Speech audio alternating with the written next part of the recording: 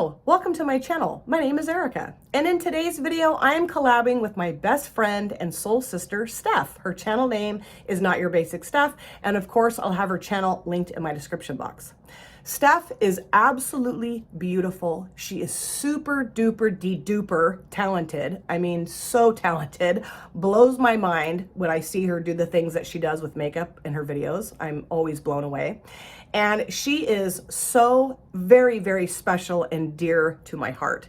I truly consider her my sister. And I do believe that we are blood related.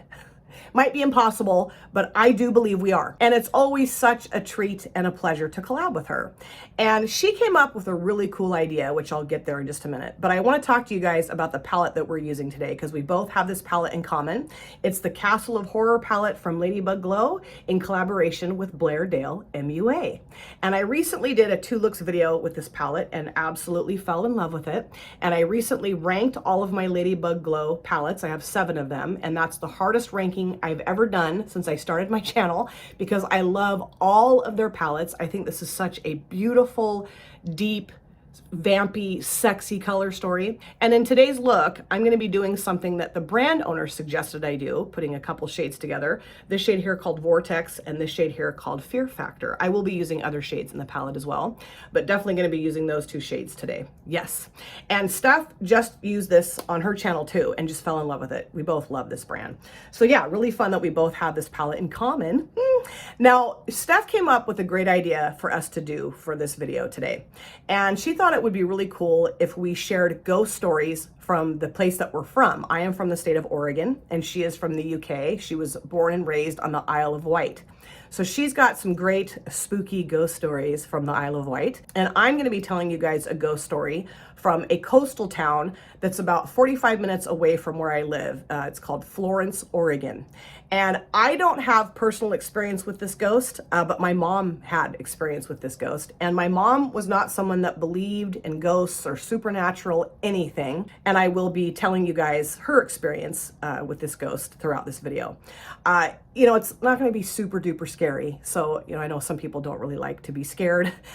This is just kind of a strange occurrence that goes on at the Heceta Head lighthouse in Florence, Oregon. And I've been to the Heceta Head lighthouse multiple times. It's a beautiful area, but legend has it that the house that's now a bed and breakfast, the innkeeper's house, is haunted by a ghost. So I'm going to be telling you about that ghost today. Now, of course, both my eyelids are primed and the P. Louise eyeshadow base and Rumor 01, and both of my brows are done. So I think what I'll do is start off I think I'm going to start off with Potion and put that in my transition area first, and then we'll build the look from there. Now, as I said, the Heceta Head Lighthouse is located in Florence, Oregon, well, a little north of Florence, Oregon. And the lighthouse sits on a 1,000-foot cliff overlooking the Pacific Ocean.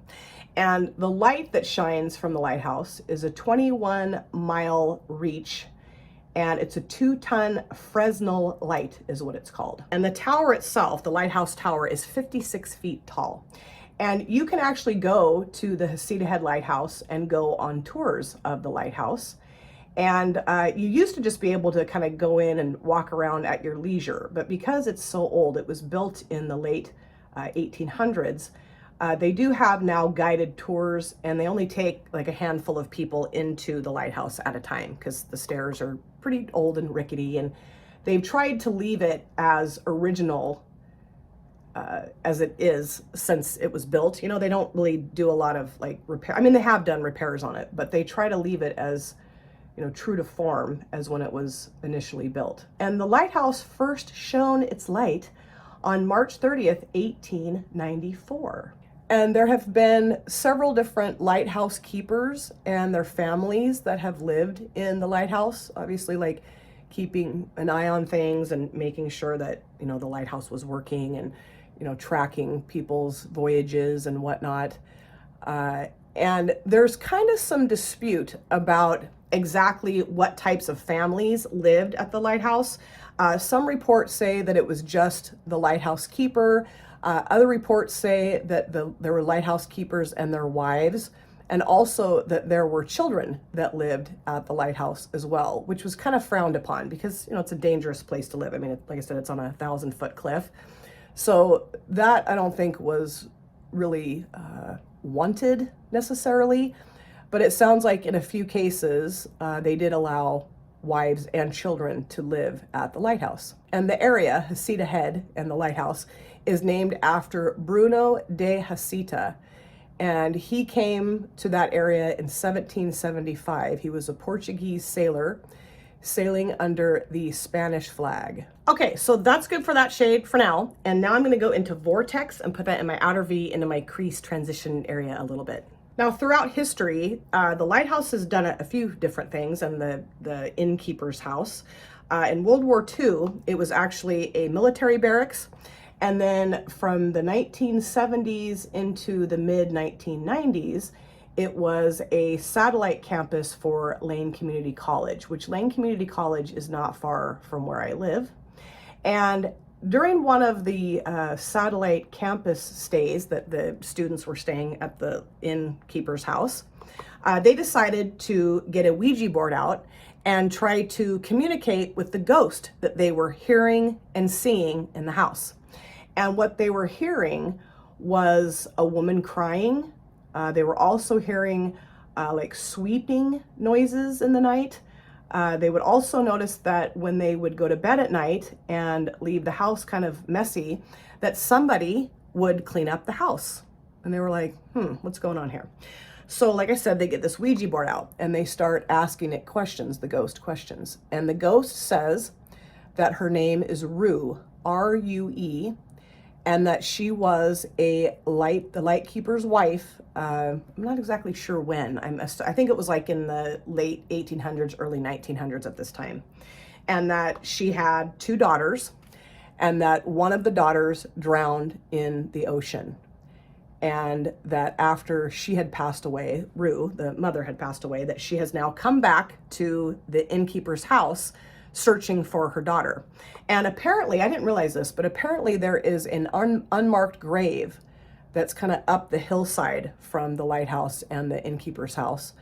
That apparently that's where the daughter was buried. Now, of course, there are some kind of disputes of this whole story that no, there was never any children that lived there, but there's also several reports that say yes, there was, and that this drowning did take place. I'm gonna go back in with this brush and potion and just kind of blend that out a little bit. So I think I mentioned at the very beginning of this video that now the innkeeper's house is a bed and breakfast, and they turned it into a bed and breakfast, I believe in, I don't know, I want to say, I think the late 90s. And there's a Victorian room and a Cape Cod room that most often people will stay in.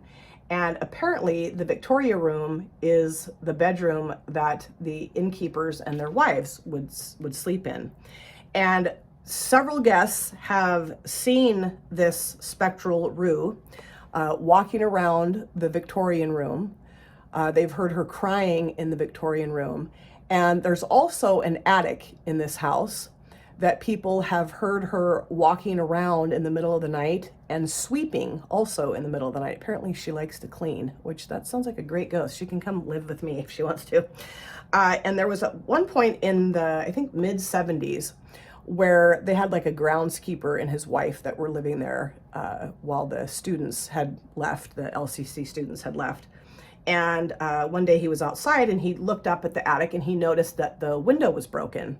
And the next thing he sees is Rue, this spectral woman, staring out at him from the window. Totally freaked him out. So he goes flying up the attic stairs to try to like see who's in the attic. And of course he doesn't see her, but he said that the room was freezing cold and that he could definitely sense a presence in the room. And it freaked him out so bad that he just took off. Now I'm going to go into fear factor and put that across the lid. And apparently that night, after he was not able to fix the window, when he and his wife went to bed, they could hear her up there sweeping up the glass that had broken. And when they got up that morning and walked up the attic stairs, there was a neat little pile of glass at the top of the stairs. And I don't think they stayed there much longer after that. Freaked them both out quite a bit. People have also said that when they stay at the bed and breakfast, that items will go missing in their rooms or around the house. and then before the guests leave, the item just magically appears somewhere else. Like people have said their wallets have gone missing, or like lipsticks, keys, clothing, and lo and behold, they'll find it before they're ready to go home. And she hasn't damaged anything, has never hurt anyone, but just has kind of freaked some people out. One woman, actually, that was staying in the Victoria room, I believe in the 80s, said that she heard someone open the door into the room, walk across the floor, and lay down in bed next to her. It was like in the middle of the night. And she could actually feel the weight of the person laying down, and she could see a depression in the bed, and just kind of laid there staring at this depression in the bed for like 2 hours. And then finally, the ghost disappeared. So I don't know. Now, my mom, when she was teaching, this was like, I think in the early 1980s, I want to say, I think I was like in first, second, maybe third grade. Her coworkers and her and she, they would go to stay at the Heceta Head Lighthouse, the house there, for a couple of years, right before school started. She and like 7 or 8 of her teacher buddies would go and stay at the house, and they would kind of get their lesson plans ready for the school year. And they'd had a few beers one night, the first year that they stayed there, and decided to go up into the attic and try to call Rue out and see if she would, appear to them. And my mom said that they had gone up into the attic, they'd lit a couple of candles, and were just, kind of sitting there laughing and talking and asking Rue to show herself and things like that. And all of a sudden the candles blew out and they could hear a woman crying. And that's very common, that people can hear her crying, like mourning the loss of her drowned child. And my mom was like, okay, like freaked out. And then after they went to bed that night, they could hear her up in the attic walking around. And it totally freaked my mom out. Although she kind of thought maybe it was one of her coworkers trying to, freak them out. And I'm going to go back into Vortex and just add a little bit of that back towards the outer V area. So then they did go back the next year. And at that point, that was when my mom decided she was not going to do that anymore. She just basically said, if you guys are going to go to the Heceta Head Lighthouse house to stay, I won't be joining you. She just said she could just feel a presence in the house. She didn't really hear anything that time. And they did not go up into the attic to try to summon the ghost, but that she could just feel a presence. And she said it felt like a very sad presence to her. And she just kind of felt like they were invading her space. I don't know. She just said it just didn't make her feel very good to be there. And so, yes, that was it. She never went back to stay there. Now, my husband and I, we've been there multiple times. Have I ever been in that actual house that's now the bed and breakfast? I don't know if I've ever been in it. It's a beautiful house. It's gorgeous. It's got this really pretty red roof and just a beautiful old Victorian looking house. But, we've been to the lighthouse multiple times. I have never seen or sensed anything.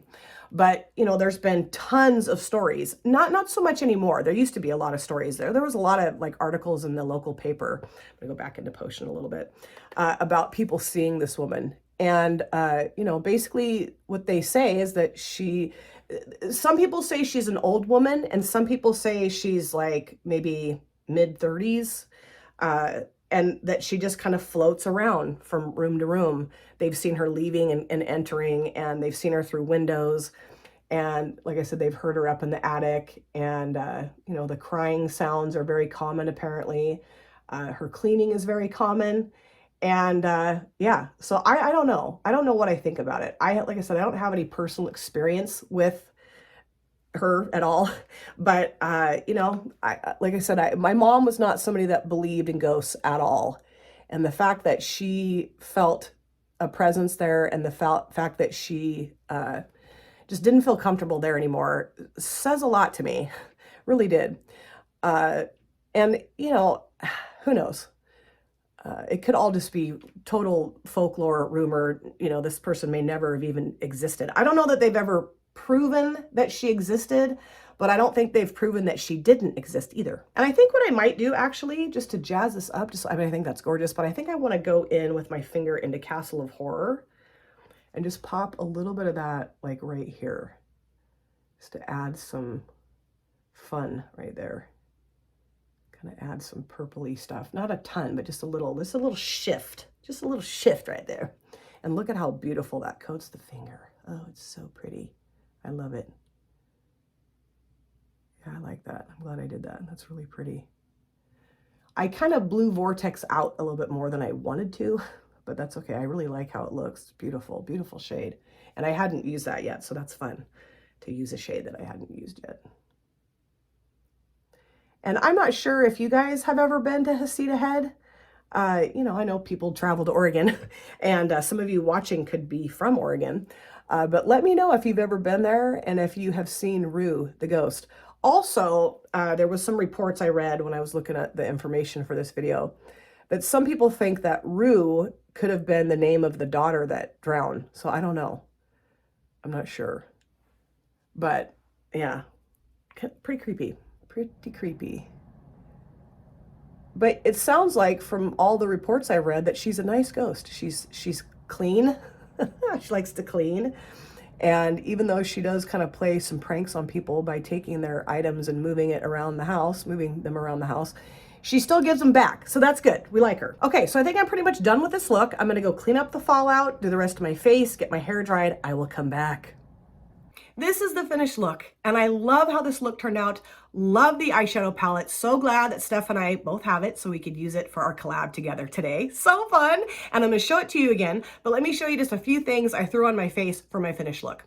For my lower waterlines, I used an XO Cosmetics gel liner in the shade Purple, I believe. And this was a gift for my birthday from a friend of mine back in July. And I think this might be the first time I've ever used it. And I love it. It's gorgeous. I just thought purple would look cool with the eye look today. And then for my upper lid liner, I used a black felt tip liner from She Glam. It's got this cute little diamond on the top. And this was super cheap and I really enjoy using it because it works so well. And then for my lips, I did a combination of two things. I used the Hendayan liquid lipstick that came in a set of 4 lippies, kind of a dark purple. And then I topped it with number 4, a multi-chrome lip gloss from LadybugGlow.